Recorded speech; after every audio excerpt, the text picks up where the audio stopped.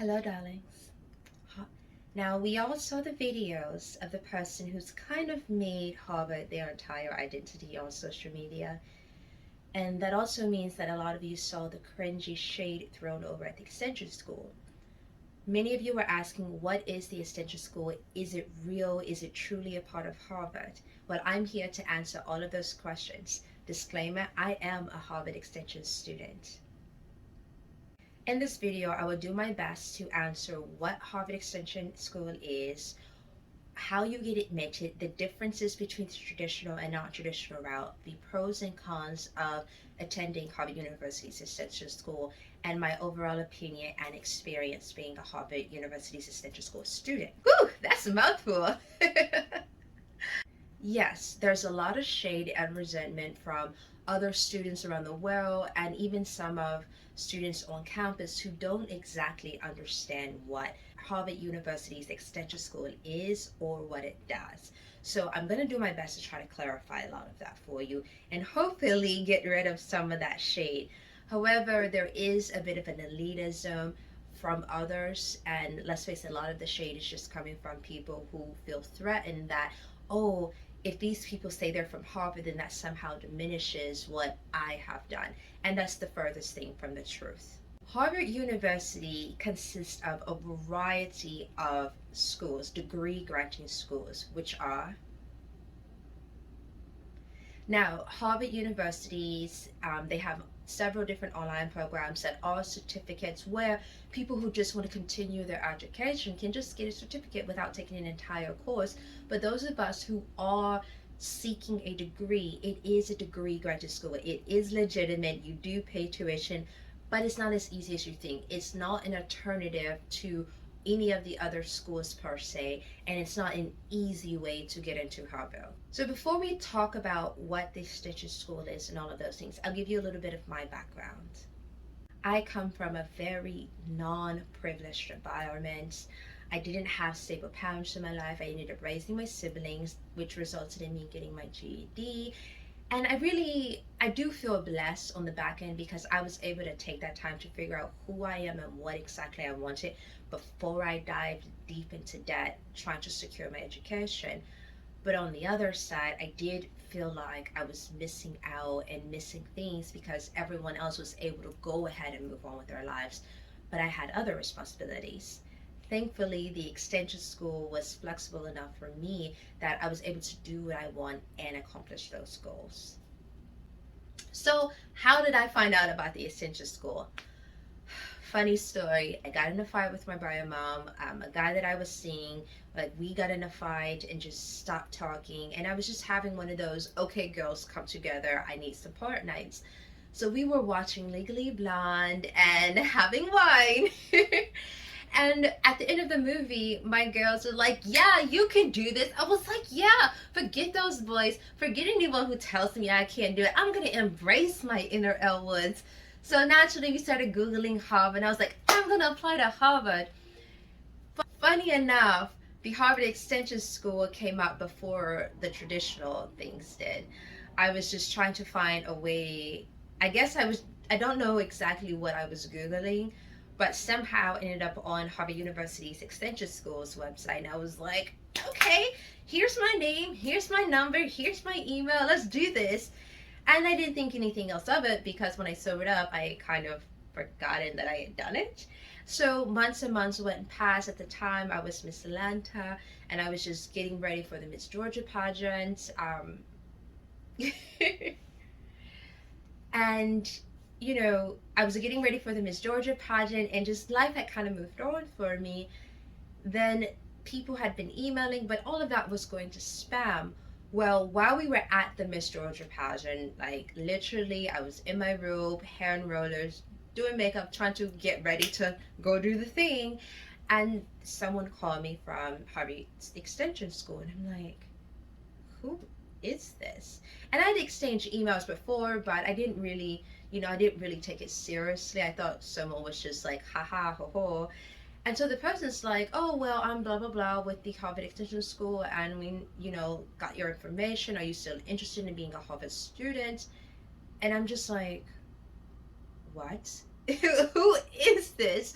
And so the girls that were with me, they were like, what's going on? What's going on? And I told them. And so I'm listening to the person on the phone. I'm like, okay, okay. And like I'm researching it on the other girl's phone. I'm like, wait, this is legit. Okay, I got to take this seriously. And so they asked, like, are you still interested in being a Harvard student? And I, well, yeah, of course I am. Like, everything started coming to the center in that moment for me. And I said, okay, what do I need to do? And they were running me through it. And I guess my brain just glazed over because I heard Harvard student tuition go. And I was just like, okay, let's go. So I paid my tuition and I was like, let's do this. So to become admitted to Harvard University's extension school, it is not an easier way to get into any of the other Harvard schools. It is not a lesser Harvard school. It is no. It is hard. I got enough. These are Harvard courses, Harvard professional professors that you're expected to deliver on that level. So don't think you're just gonna walk in and pay some money and boom, I'm a Harvard student without putting in the work. That's not how this works. You have to take 3 admittance courses, call them prerequisites or whatever it is you want. But these 3 courses come out of your pocket. This is where the privilege comes in. And in the more traditional route, when you apply and if you're accepted, you immediately can file for student aid, etc. But the extension school, they don't care what you did in high school per se. They don't want to know like, oh yeah, I played sports and like all these things and my mom is the head of whatever. They really don't care. They want to know who you are right now, what you're capable of right now, and what your plans are to do with this. They don't want to just give out these degrees to anyone. So you take these 3 courses, you pay for them out of pocket, and they can range from the lowest I think I saw was $1,000, which might be $1,200 now, up to $3,400 a course. So it's not, like I said, it's not just some easy way to jump in. You have to have the money and you have to be committed, because a B minus is failing at this point. What do I mean by that? You have to have a B minimum in all 3 courses and a 3.0 for your GPA to even apply to become fully enrolled and admitted as a student. When you do your admittance courses, you are a class participant at that point. So you take your E15, your E25s are 2 of the mandatory critical reading and writing, and please take these seriously. I will tell you a quick story. E15, the first time I failed. Now, I am a published author, global author, writer, creative writer. I've written for magazines. I've published, got my own book published. I've gotten just articles all over the world, and I failed with a B minus the first time I took this course. It is not easy. It is writing intensive, and so is your second one. The first one reteaches you the fundamentals. The second one, the E25, teaches you how to apply it in an academic and professional manner. So you're expected to be able to write on a much higher level. It was difficult for me because remember, I only had 7 years of traditional education, which meant things like Kant and Dostoevsky I had not heard of yet. So I was learning a lot of these things for the first time, and it was tough. The first time I took E15, I felt like the professor kind of talked at us, not really with us, which was a little bit difficult for my frame of learning. And so I ended up having to retake it, and I passed with a B. They were more critical about what we were doing. The first professor I had just said, this is wrong, marked up the paper, and kind of moved on. The second time I took the course, the professor was more willing to say this is what's wrong and why it's wrong. So then when I passed on into E25, Professor Keg was hard. Now, Professor Keg is also a philosophy professor. So we are learning philosophy, but in a written format. We are learning how to write and articulate and analyze these type of just articles and excerpts that are not for the faint of heart. I'm also studying to become a behavioral psychiatrist, so most of my writing comes out as a psychology dissertation or thesis, which kind of annoyed my E25 professor because he's like, hey, I want you to write this in this structure, but you're giving me this. Well, this is good. This is not what I'm asking for. So you have to pay really close attention to what you are supposed to be doing. What I loved most about this professor is I told him, I said, hey, I need to pass this class. Now, you have to be careful when you say things like that because you don't want to come off as like bullying the professor or like begging for a grade because that's not allowed. But I was letting him know, like, listen, I'm going to do whatever I need to do to take this course and pass it. So if I need to write this paper 10 times over, tell me what I need to do and I'm committed. And he took me serious. He had me rewrite my papers multiple times and then he would block, highlight like what I'm doing wrong. And I had a habit of, because of what the first E15 professor taught me, of kind of standing on the line with my statements, which if you know me personally, you know that's not how I speak or how I operate. I'm a very, this is what I say, I'm standing firmly behind it. But when I was writing, I was so afraid to own what I was saying, just out of respect for whatever I was doing. But also I grew up in a traumatic environment where if I said, hey, you lied to me, I would get beat for it. So I grew up learning to say, hey, I feel like you're not being honest. And I had to kind of dumb down and babyfoot what I was saying. And I was doing that in my writing. And this Professor K was like, no, stop. If this is what you think and this is how you feel, own it. So instead of me saying, in my opinion, some people might believe, I would say, I believe this. Here's my evidence. Here's my follow-up evidence, part B. And that's when I really started gaining and understanding what E25 was all about. I ended up passing the class with an A minus. Woo! But when I first fell E15 with the B minus, I had a breakdown. I cried because I'm not a C student. I'm a very intellectual person, so I couldn't understand why this was so hard. And that was the Harvard courses, and it's gonna put you through the ringer. It's gonna push you. You're gonna bleed. You're gonna cry. You're gonna scream. But when you're come on the other side, my gosh, it's gonna be worth it. So moving on, after you do your 3 admittance courses, you have to do E15, E25, and call it a wild card course. A lot of people take the math course. I don't remember what course I took, but I just took a wild card. Just any of the other courses that Harvard University's Extension School offers, that's what I took. I passed, but that wasn't all it took. It's not about just passing these 3 classes. It's not about just having a 3.0 GPA. Now comes your resume. Who are you professionally? Again, this school is framed for working professionals. So I had to submit my resume, and let me tell you, this is when I really realized this was the real deal. Now, I've heard some of my other professors say to me, like, Paradise, you're a published author. I know you can do better than this. Redo the essay. And I was shocked. I was like, oh my God, my professor knows I'm a published author. This means they're expecting so much more out of me, which is why I didn't tell them. But I realized, like, okay, they're leveling me up. I'm here to be leveled up. Get over it, get through it. Well, when I was applying to be fully admitted as, Harvard University's Extension School student, no longer a class participant, they not only looked at my professional resume, they researched me. They didn't care who I was in the past or any of that. They didn't care about, my high school none of that mattered. They wanted my transcripts from other schools that I had attended, but they didn't care. Like, it wasn't a defining factor. They researched it, Google searched me. They even went on my personal website, which has all my information. And this how I know they did, because they asked for a transcript from the school that I got my GED from. I never actually attended the school as a student outside of the GED and doing like the talent show and performance arts. And the only way they knew that I attended the school was to deep dive into my LinkedIn, where some of the other students had connected with me, so it mentions that I had done something, I was in some affiliation with that school. So when I say they don't care who you were in high school and all that stuff, they want to know who you are now and what you're capable of on a professional level, which was great, but it was a little intimidating for sure.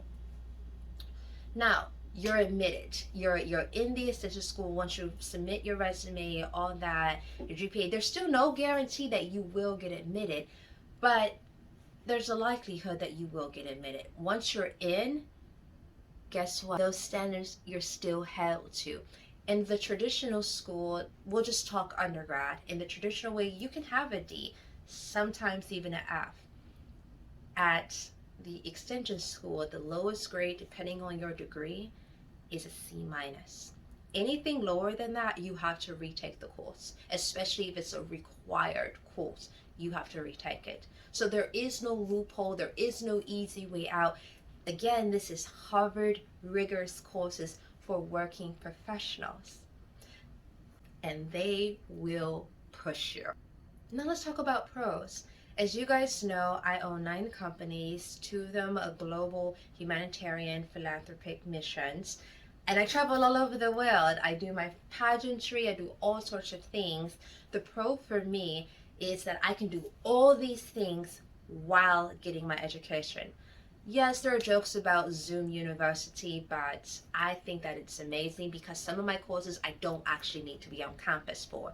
Now, I do go to campus for most of my classes, but things like my stats class, my even my psychology courses, I don't need to go all the way to Boston, Cambridge, sit in a classroom, waste kind of the whole day there, and then travel back to Manhattan where I live, or if I have to, God forbid, go to Barcelona or back home to Paris or anywhere in the world where I might be doing community outreach, I have to bounce back and forth. But with the extension school, I can take my laptop, take my heavy books, and go anywhere. So if I wanted to go to Bali for the week, I could go. If I wanted to go to Bali for the month, I could go, and it would not interfere with school. Like I said, you guys know about my health. You guys know that I was fighting cancer, all these things, my brain injury. Guess what? I don't have to drop out of school to deal with that. Last semester, I spent 60% of the semester in the hospital.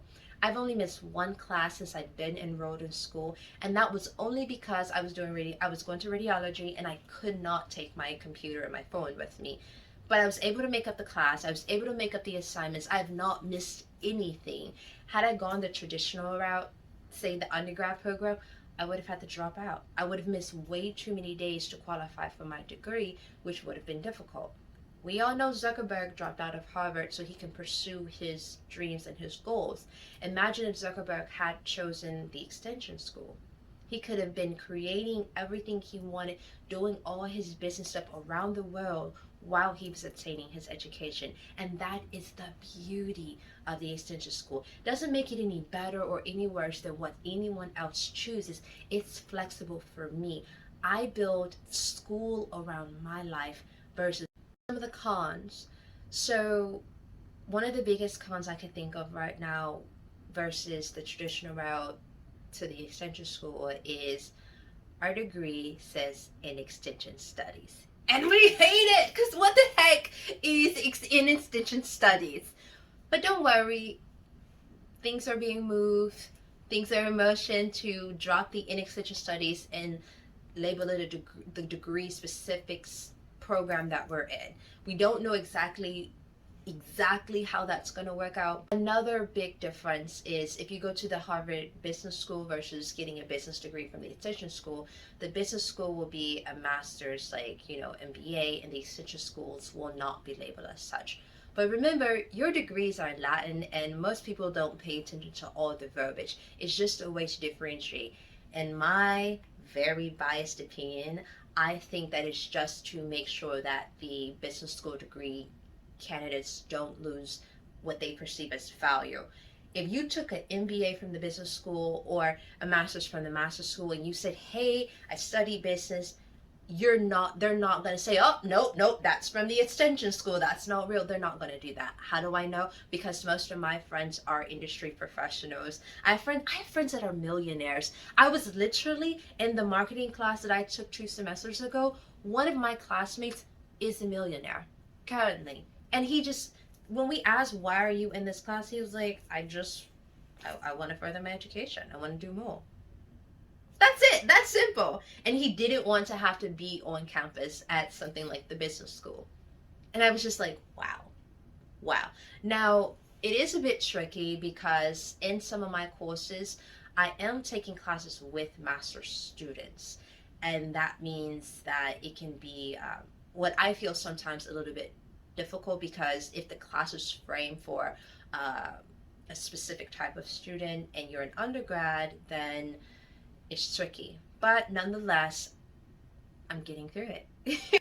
Pretty much everything that I want to do with my career, I either own the businesses or I'm going to own the business. So I'm not going to Harvard for a degree for a job. I'm going to Harvard for the degree for kind of self-satisfaction, but also because it heightens credibility, and it honestly just makes me feel better knowing that I accomplished a big goal that I've always wanted to do without having to sacrifice the business of, and the philanthropy that I'm already doing. At the Estigia School, we are quite limited in our extracurricular activities and social clubs.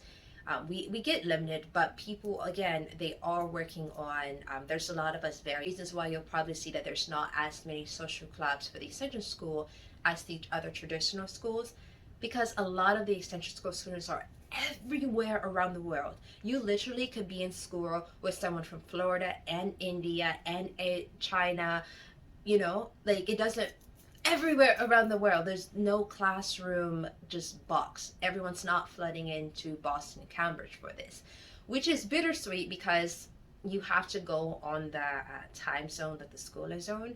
So sometimes that means you're getting up at the butt crack of dawn for class. My overall experience at this social school has been great for me. Is it expensive? Yes. I pay out of pocket for most of my classes, and that means I could spend up to 10K a semester. So if you don't have FAFSA or you don't have like a deep pocket bank, but it's flexible, you have options. And the great thing about the Essential School is you can take them at your pace. Again, you are building school around your life rather than your life around school. So if I want to take one course this semester because I'm coding a new app and I'm super busy with business, I could do that. Or if I want to take, like last semester, I took 5 courses. Be easy. Probably don't do that. You can, because I had a little bit more time on my hands and my schedule was a little bit more flexible, so I took 5 to knock some out of the way. This coming semester I'm only going to take 4 because I'm going to be really busy with Fashion Week and everything else. Expectations of an extension school student are the exact same expectations as if you were going to the college or one of the other graduate schools. You're expected to arrive on time, be presented, be presentable, and participate. Zoom, we all hear the jokes about Zoom University, but let me tell you, very few of my classes are not live, which means that there's the way it's not pre-recorded. There's live, the professor's there, you're logging in, questions right then and there. So it's to me, it's just like being in the classroom, except I'm not spending hours going up to campus and sitting in the classroom. It does require more discipline because I go to class from anywhere in the world. So, funny story, a few semesters ago, what was it? Maybe 3 or 4 semesters ago, it was in the winter. I was snowboarding trip, and we were raising money for a cause, and it was our big, our trip. And I had to be in class that same day. If I was enrolled in the college or one of the graduate schools, I would have had to be on campus. Because I'm enrolled in the extension school, I was able to still go on this trip. What I ended up doing was, snowboarding a few runs before class started, and I messed up because I thought like, oh, okay, I got one more time for another run. Well, going up took a little bit longer, so I was stuck at the top of the mountain with my phone in class. I had a notebook and I was taking my notes and I was doing it on my phone, and it was great. And when class went on break, I slid down the mountain, took a break, finished my class, went and got some food, and went back to the trip. I couldn't do that if I was enrolled in the college or one of the graduate schools. I love, love, love. You will always hear me talk about the flexibility of being at the extension school. Another thing is, if I want to do summer school or any of the programs like pageantry and I have to be in class, but class stops right before the pageant starts. Why am I gonna miss the pageant? I'm gonna go to class, pay attention like I'm supposed to, and then as soon as class is over, go do whatever it is I want to do. And I love it. I love it so much that I don't have to. Right now it's snowing and it's freezing in Massachusetts. It's 12 degrees here in Manhattan, but we don't have snow everywhere. So if I want to go do anything, I can. I'm not stuck in Massachusetts. Not that there's anything wrong with there, but I wanted to be in Manhattan. So I'm getting to do what I want, where I want, how I want, and still get my education. For me, there's more pros than cons to the extension school. Yes, there are people who try to make it seem like they're not an extension school student, make it seem like they went to Harvard College. And yeah, we all frown upon that. Like, own it. You're a Harvard student. Own it. You chose a different route that's no better or no worse than the other schools. Harvard College is no better and no worse than the extension school. Same with all the other graduate schools. You're held to a high standard as a Harvard student. Your requirements might differ depending on your professor, but all my professors that I've had so far, except for one, were Harvard University professors. The one professor that wasn't was an industry professional making buttloads of money, professional in their field already, teaching me what I needed to do to get into their field. So for me, that's a bonus. I don't want to just learn from someone whose entire life is strictly education. I want to learn from active, real life professionals who are already doing the things that I want to do. And it's such a beautiful thing. At the extension school, you get a student. If you are a student, you get a student ID. If you're a class participant, you get a class participant ID. If you're just a certificate holder, I don't. The IDs gives you the same access around campus as all the other schools. My before COVID happened, I was taking my E15 course on campus. So I was swiping my card. I have access to the Hollis, which is the greatest library system I have ever had access to. I have access to the schools. Now we don't have access to the undergrad Edinburgh Hall, but none of the other schools, like if you're a graduate, you don't get in there either unless you tippy toe in there. And that's a whole different other thing.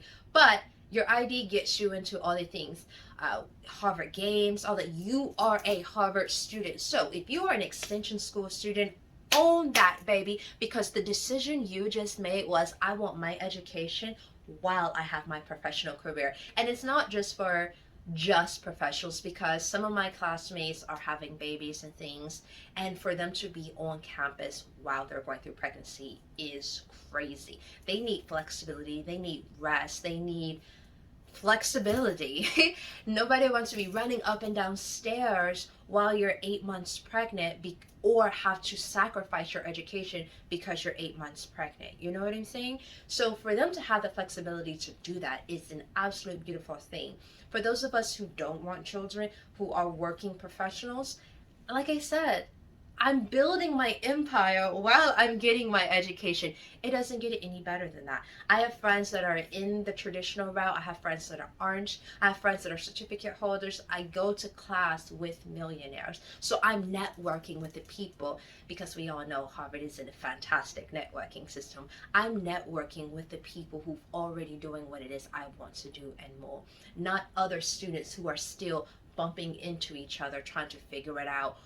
I don't have to depend on my parents for, really anything. Not that, not everybody depends on their parents for, but a huge chunk of students get this, a huge chunk of Harvard students have this stereotype that they're trust fund babies and overly privileged. No, not all of us are like that. And no, the extension school is not the rejects for who couldn't get into the college. Disclaimer, I applied to the college before I was going to do the extension school. I was doing both at the same time. I also applied to Juilliard at this time, but that's a whole nother video that we will get into. But I wanted to see which route I wanted to do, and I wasn't sure yet. So I applied to all three the programs and said, I'll make up my mind when that time comes. Because I only had 7 years of education, I was like, well, at least doing these programs will get me back in the groove. So if I am accepted into the college, I've already gotten back, my body memory is back into school mode. But as I was taking the courses, it was getting harder and harder for me to deny the pros were outweighing the cons of the essential school. Truth be told, I only wanted to go to the college because I was worried about what the other elitists were going to say. There was this negative stigma about Harvard Extension School students, and I didn't want that. So I was like, oh no, I've got to go to the college because then people will know that I'm capable. And I was like, wait a minute. You've built 9 companies without an education, a traditional education at that. You are already capable, baby girl. Now you're going back for your education. Why are you even listening to what somebody else got to say about you? They are not in the same language that I'm in. So why was I so worried and concerned? Because of elitism, because of classism, because also racism. And I was like, you know what? Bump all that. Why am I going to overstress myself when I know that this program is formulated for people like me? And when I started owning my truth that I'm not a traditional student, I don't walk the traditional path. I never have. I don't have not only the privilege, but I no longer have the desire for the traditional path. I started owning it. I'm active in my community. I'm highly intelligent. Like, come on the dean's list. So why would I think that the Harvard college student is any better than me? They're not. And I'm not any better than them. We just chose different routes. We chose the routes that were formulated for us. I wanted to build my education around my life versus building my life around my education. And that's why I truly tell everybody that I can, look at extension schools, whether it's Harvard, Yale's, or any other, Oxford, NYU, would look at the extension schools programs. I think Juilliard actually has a night program too. I'm not positive, don't quote me on that, but look in alternative educational routes, because the standard quo, the stereotypical, the traditional route may not be for you, and you will tear yourself down trying to live up to some imaginary standard that someone else has created, when that's not a language that you speak, darling. Back to the girl who is shading the extension school, darling, have a seat. Because you chose the language that you spoke, and I'm choosing mine. I'm choosing mine. I know there are tons more about this conversation that needs to be had, and I am more than open to having this conversation, especially with anyone that's leaving high school and considering the extension school. One of the reasons why I say this is because of the new rules, you have to wait 5 years after your high school graduation to apply to the extension school. So you can't just bounce into the other one. But I think that's a beautiful thing, because you can take those 5 years to find yourself, do internships, experience the world, then make a decision, a real decision on what you want to study, because you are going in a debt to get your education. So you should know who you are and what it is you want, in my opinion, before you do that. I will link a blog just answering bullet style your specific questions about the extension school and my experience. But if you guys want to keep talking about this, ask away. I am an open book.